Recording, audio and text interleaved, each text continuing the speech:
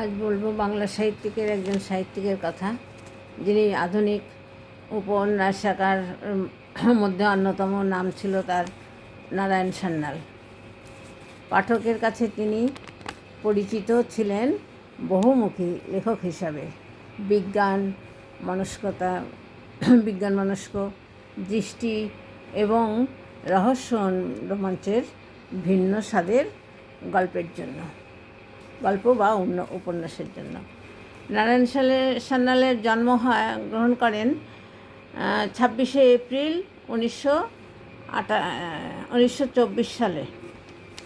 বিহারের গোদরাই অঞ্চলে তার জন্ম হয়। ওখান থেকে পড়াশোনা করে উনি আবার কলকাতায় আসেন। কলকাতা শিবপুর কলেজ থেকে, শিবপুর বেঙ্গল ইঞ্জিনিয়ারিং কলেজ থেকে তিনি সিভিল ইঞ্জিনিয়ারিংয়ে ডিগ্রি লাভ করেন।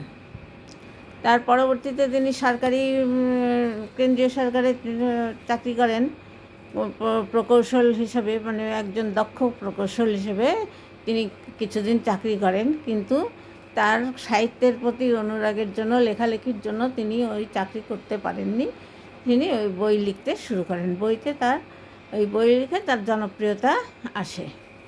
মূল বিজ্ঞানভিত্তিক ঐতিহাসিক রহস্য রোমাঞ্চ উপন্যাস তিনি মাধ্যমে তার একদিকে যেমন লিখেছেন, তেমনি রহস্য উন্মোচন করে ক্যাপ্টেন নরেশ রায় এবং সোনার কাঠি, রূপোর কাঠি এই অন্যদিকে রচনা করে তিনি অনেক নাম করেছেন। তাছাড়া উনি আরও বিখ্যাত গ্রন্থ লিখেছেন, যেমন বিশ্বাসঘাতক, অন্তর্ধান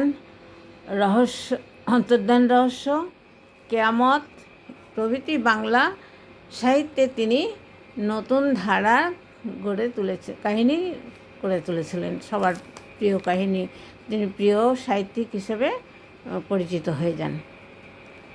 তিনি পুরস্কার ও সম্মানও লাভ করেন, যেমন রবীন্দ্র পুরস্কার এবং অন্যান্য সম্মানের পুরস্কার পেয়েছেন। এই তার লেখা। তারপরে উনি 19শে অক্টোবর, তার প্রয়াণ দিবস হচ্ছে 19শে অক্টোবর 2005 সালে প্রয়াত হন।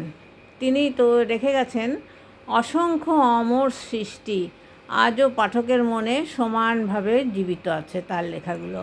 তিনি ছিলেন একজন পথপ্রদর্শক, যিনি পাঠকদের কল্পনা জগৎকে বিজ্ঞান রহস্যের রঙে রাঙিয়ে দিয়েছিলেন।